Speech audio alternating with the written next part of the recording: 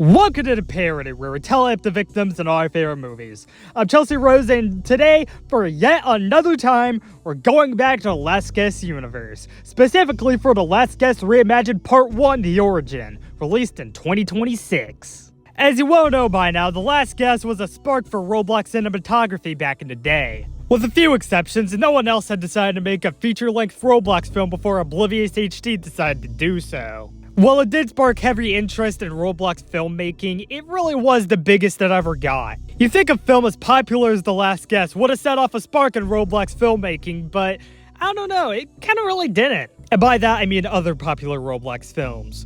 I can really only think of The Odor when it comes to that. What I'm trying to say is that the original The Last Guest was really the only Roblox movie that captured the web. That influence carries on to this day, with the film now having, holy shit, 103 million views? What the fuck? But while the original film was very popular, over time people started to notice the obvious flaws it had. I mean, just a few weeks ago after watching this movie, I decided to go back and watch the first half hour of the original, and boy, is that pacing certainly something. While I don't think the original is a bad movie in the slightest, there definitely were some improvements that had to be made. And in those regards, that's basically why this remake exists. It keeps the same general plot structure and flow as the original, but greatly improves the pace and adds a lot more, well, character to it. Like, finally I get to know who the hell Molly is. Throughout all my coverage of The Last Guest on this channel, a remake of the film just never really crossed my mind. Like, yes, the original film could be way better, but I'm completely fine with it being really corny and funny. But after my re-recount last year, I caught wind of a remake coming out in the near future. Then I just kinda forgot about it until this film finally came out in May 2026. And let's just say I was pleasantly surprised to see that this film retains the same charm the original did, but more so turns it from ironic charm to unironic charm. While directing duties swapped hands a few times, it ultimately landed in the palms of Convex and Xerox HD. As shown in their interview that was just posted with one of their animators, Bomb Assassin, it really shows that they're huge fans of the Roblox film scene. Like, it's not every day you hear the name Jackie Ponies, like, outside of my channel. That guy directed The Trinity! With Reimagined, the two want to step up in the Roblox community and actually inspire people to make their own movies. I don't know quite yet how it's gonna work out in the long run, but for a first effort, it's pretty solid. Like, dude, the characters are actually developed, which makes me like them more? No way! What helps more is that the movie's pretty funny at some points and everything on screen is great. Like, this is definitely some of the most polished I've seen from any movie I've covered on the channel. And to pair with all of that, it's got a pretty hefty body count. Much like every other aspect in the movie, will the reimagined kills be better than the originals? Let's find out and get to them. The movie begins in the same act of war we know and love. And bonus points, we can add someone right off the bat. And since it's the same story, we all know that when Guest gets worn out, his best friend gets shot. Way to make him reminisce about the first time he ever missed a fish. And also that time he told his dad about his fears about being a guest. Don't worry, son, everyone will give a shit one day. And then goes to the first day of school where the first significant change is made. He actually has to hide his identity, although you can just tell he's a guest by looking at his back. In the hallway, a girl gets tripped by these two jerks. It made her drop her things, but Guest is willing to help. Also, I'll note right now that his undercover name in school is Michael, but I'll just refer him to Guest. It's easier that way. This is also another significant change from the original, as it's shown that Guest meets Daisy inside the school instead of at the orphanage later on. Same goes for Matt as well, as they sit together inside the first class period after the bullying. However, them immediately hanging out with each other is retained. However, they do give Daisy a bit of depth, as she says that the bullying is from her rejecting Simon. Well, what do you know, it's those bully Simon and Zane. Guest comes in and says that bullying girls for rejecting you isn't cool, and learns that it's been a year since that happened. That starts a fight outside the school where Simon pushes Guest down to the ground, revealing his hair. Zane apparently has the ability to notice this from a mile away and starts wailing on Guest because, well, he's racist. Hell, even Simon thinks it's too far. You weak, pathetic Guest. It's no wonder your species died out. In a struggle to protect himself, Guest grabs Rocket, slams it into Zane's face. Holy shit. Now that is the self-protection I'm talking about. It takes him to the principal's office where Matt takes the blame for the entire fight. In doing so, I helped Guest not get expelled right away, and like, come on, Matt's a good guy. The first wholly new scene of the Reimagining takes place as Zayn has to explain to his dad Ezekiel that he got beat up by a weak, pathetic guest. However, Zeke doesn't learn about the guest part till later that night when he gets a call from the general explaining that there's a guest in the area. That gets him pretty damn agitated, so he downs an entire bottle of pills. That same night, Guest is walking around the park with his parents. I like the developed relationship he has with his parents. Just makes it more sad that there's a bacon here in the area. Hell, his parents even sense it too. Turns out it's the general, and he is here to wipe out their entire bloodline. Obviously, Dad isn't having any of it, and in a moment of defiance, he gets the general down to the ground. It gives Guest and Mom enough time to run away, but he should have foreseen the practice of dual wielding. He gets stabbed in the side by the general and act that scene by Guest from far away. With a twist and lifted to the air, that spells the end of Guest's father. The general walks towards the two survivors, with an honestly saddening performance from C. Furball, who plays Guest's mother. She replaces Jenna Kathleen, who's credited as playing Guest's mother in the original. I like that in this movie, they actually use this scene to also tell you that his parents genuinely care about him a ton, which makes it all the more upsetting that his mother just has to get shot. Before she goes, she tells Guest to be strong, always be strong, before being capped off screen. Also, the movie does have about an hour or so worth of behind-the-scenes content readily available, so throughout the episode, I'll be taking a look at that whenever I can. Basically, the entire 4.5-minute long scene was animated by Lucy, although it was originally by Tim Foolery. And that's only because Tim Foolery said that he was a beginner at animation, so he basically needed it cleaned up. Whatever the case may be, they did a fantastic job in finalizing the scene into the version that's in the movie. Hell, he did a great job in general throughout the entire movie, as she animated 19 out of the 88 minutes. Guess is now a somber crying mess in the police department, so they decide to actually be helpful for once and send him to an orphanage. Or they could have just raised them together as gay lovers. You know, because it's Pride Month. The orphanage is managed by a lady named Abby, and she's happy to take Guest in. However, Guest isn't really happy to be, well, anywhere. It's shown in a pretty well-directed montage that he's still depressed after all this time, grieving over the loss of his parents. If only there was somewhere here to give him some more hope. Oh, hey, Daisy. Was this place giving every kid the deluxe Norman Bates special? Guest says he doesn't want to talk about what happened, but Daisy reminds him that all he's been doing is just been lamenting about his parents' deaths. There was a period in her life where she was like that too when her parents died, but she learned to cope with it over time. He's further helped by Matt, who is eavesdropping the entire time. He tells him basically the same thing, but also reassures him that both of them will be by his side. What it leads to is a wet and cold montage of fun. I'm sorry. Oh my god, I'm so wet and cold.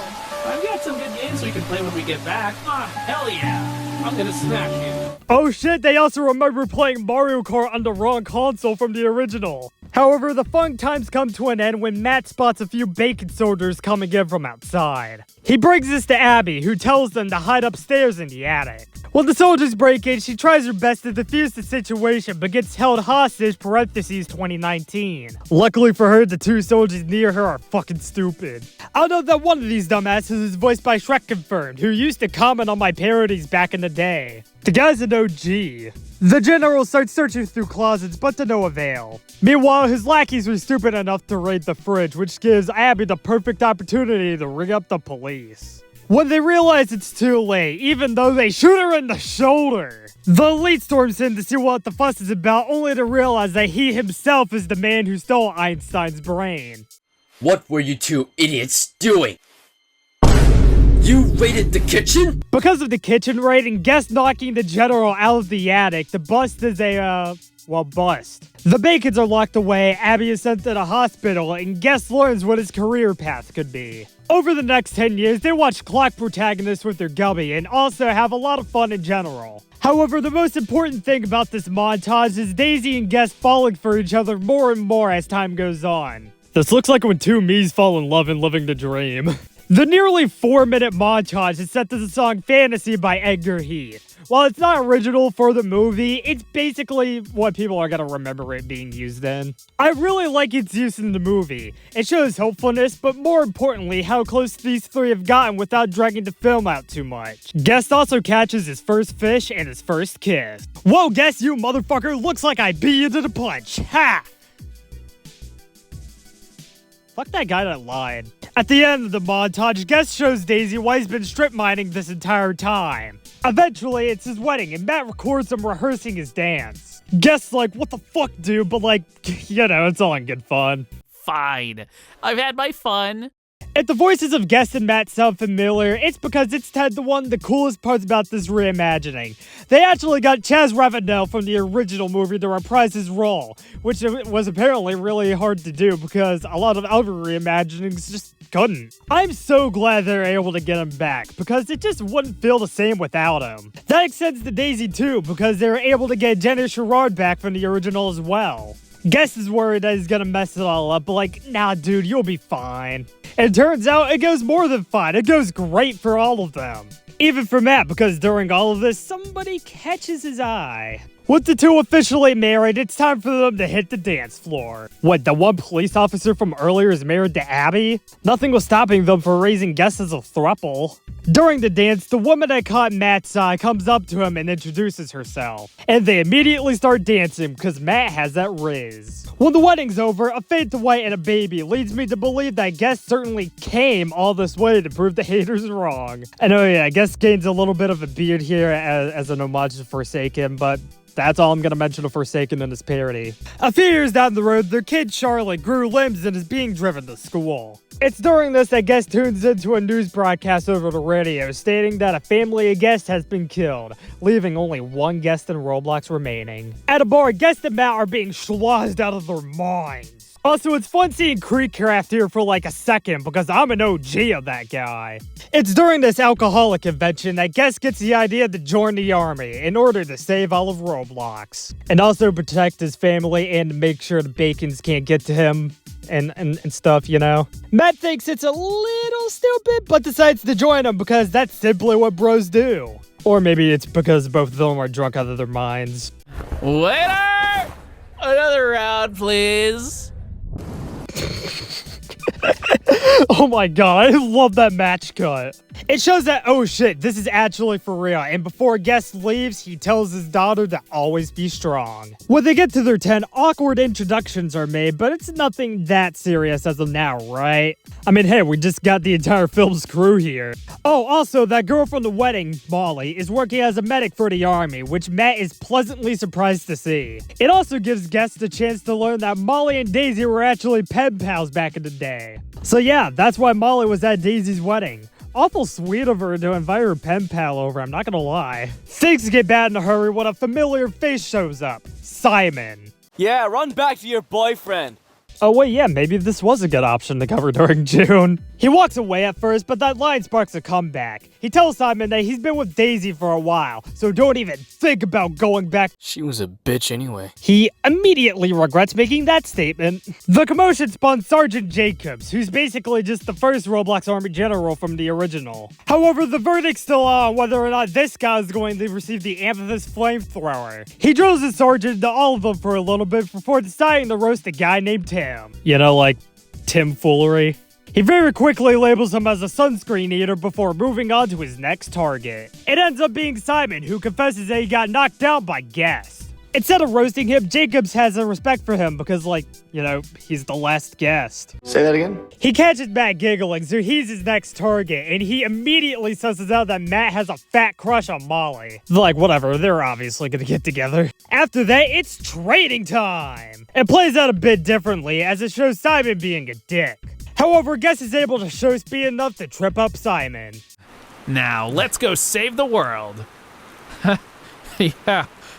No big deal. All the dark thing to say about these kill graphics, dude. No big deal my ass. Before they go into active warfare, both of them question the choice they made. They both decided it was the right one, since Guest simply couldn't go alone. Lastly, Guest gives a letter meant for his kids to Matt in case things go wrong. This is another notable difference from the original movie, because as we all know, Your dad slipped this into my pocket when I was unconscious. They gear up and get loaded to a vehicle, cementing their choice as final. In front of them, things go wrong when one of the vehicles gets destroyed. I'll assume it had 3 people on it, just like Guest's vehicle. Speaking of his ride, its driver can be added to the count when he gets shot through the head. Thankfully, Matt and Guest survived the crash, so they're able to get out and go in the war. What follows is an insane montage that goes on for nearly 2 minutes, so just bear with me as I try to count all these kills, okay? Because there are a lot. First and foremost, a soldier is shot through the head. Then 3 soldiers get blown up, which pans to reveal an additional body. Then 3 soldiers get blown up here, while you can see an additional body behind them.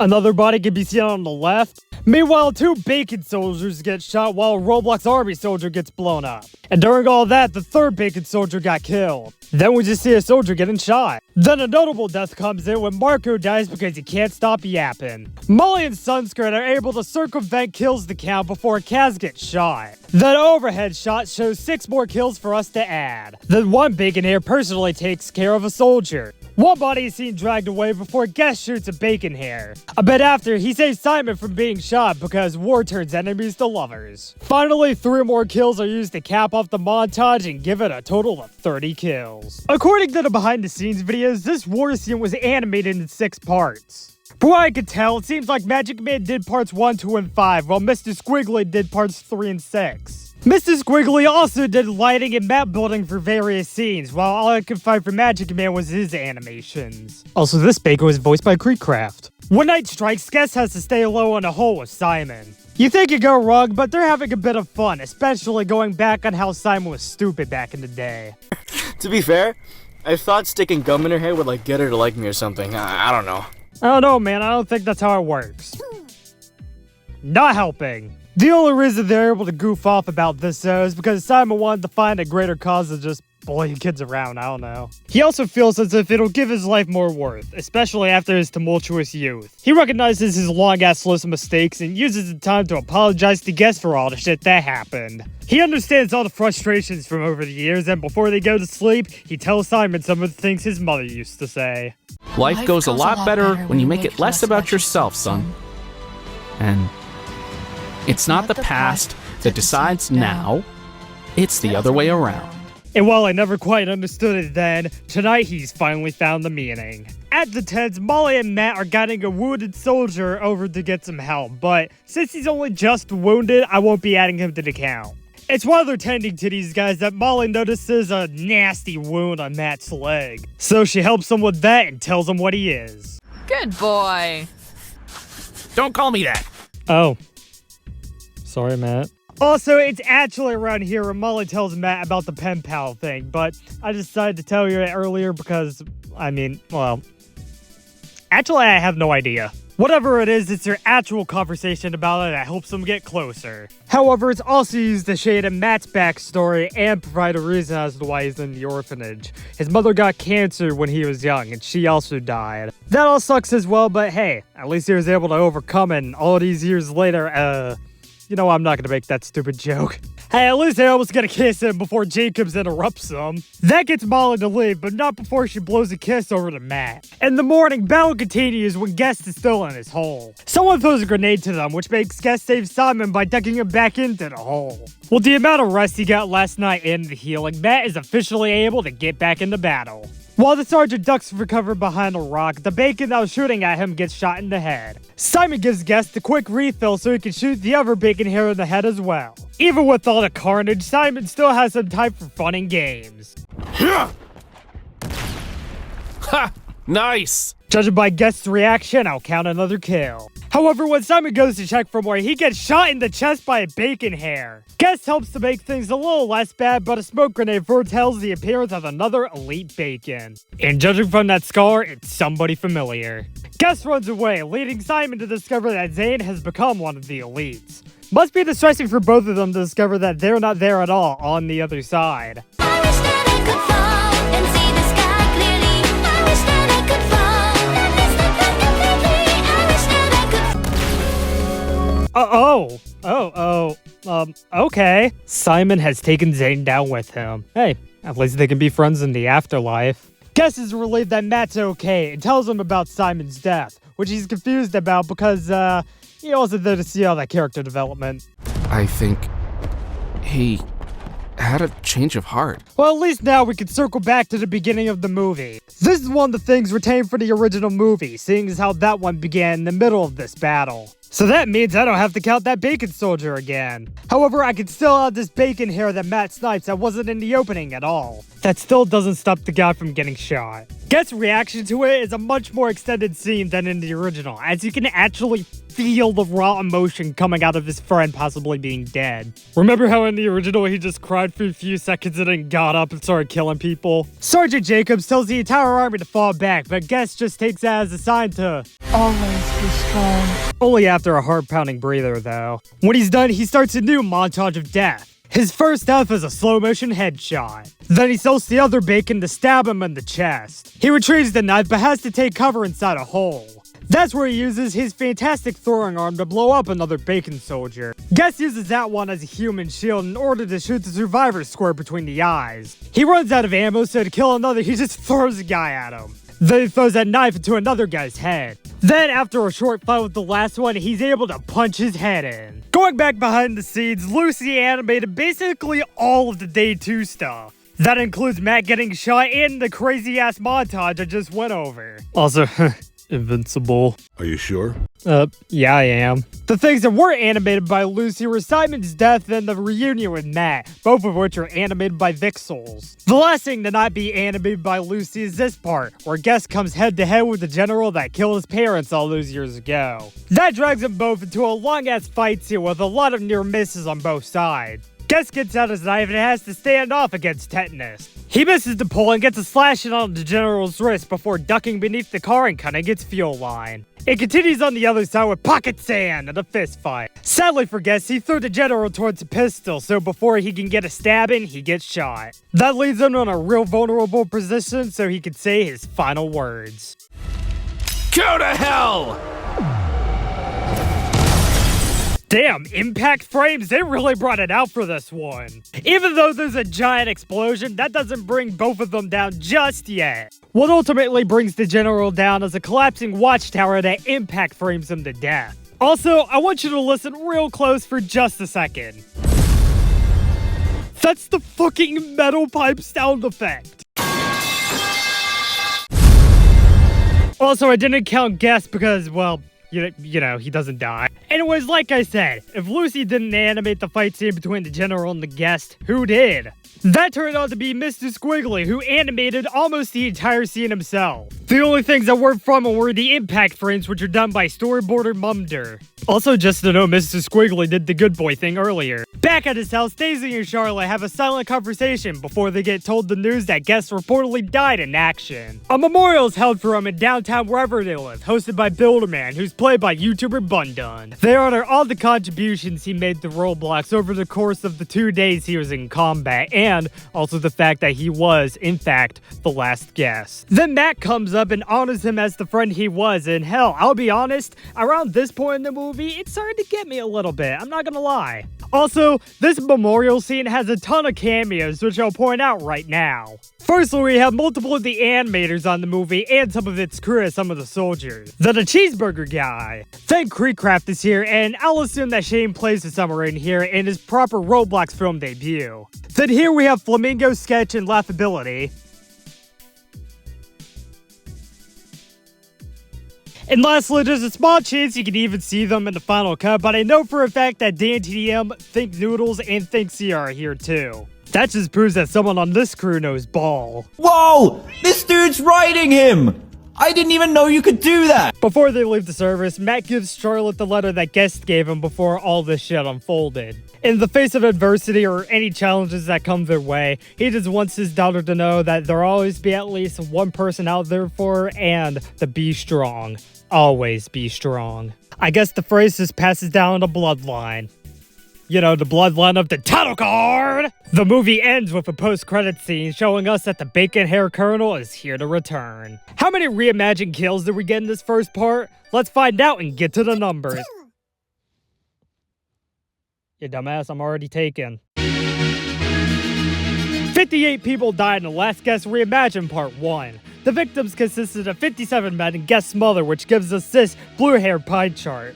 We haven't seen this exact number on the parody just yet, but compared to the original, it has 65 kills less in it. With a runtime of 88 minutes, that left us with a kill on average of 1.52 minutes. I'll give Amethyst Flamethrower the guest parents. If I did this in the original Last Guess, I probably would have gotten laughed at, but here, they basically deserve the award because of the emotional weight both of these kills have. I'll give Broken Pistol to the 6 soldiers killing that overhead shot from the montage because they're the least memorable ones in it. And that's it. The Last Guess Reimagined Part 1 The Origin was released in 2026 to overwhelming success for a modern Roblox film, achieving over 4 million views at the time of this parody's release. Next up will be Nominal Scale, but until then, I'm Chelsea Rose, and this has been The Parody. Thanks a lot for watching this parody. I know there's been a real lack of commentary ones basically since the beginning of the year, but really all I had the motivation to do in the interim was all those Supercut parodies, so I hope those suffice just well enough. I'll say I'm excited to see where this new Roblox Filmmaking Institute goes, especially with their next project, Letters from 16. So yes, next up on the parody would be Nominal Scale, a 2019 film by Raven Akira. I was originally supposed to do it in like 2023, but I didn't get around to it, and then the film just disappeared. But I kind of got it public again, so I'm just using kind of that as an excuse to cover it. Lol. Thanks for watching.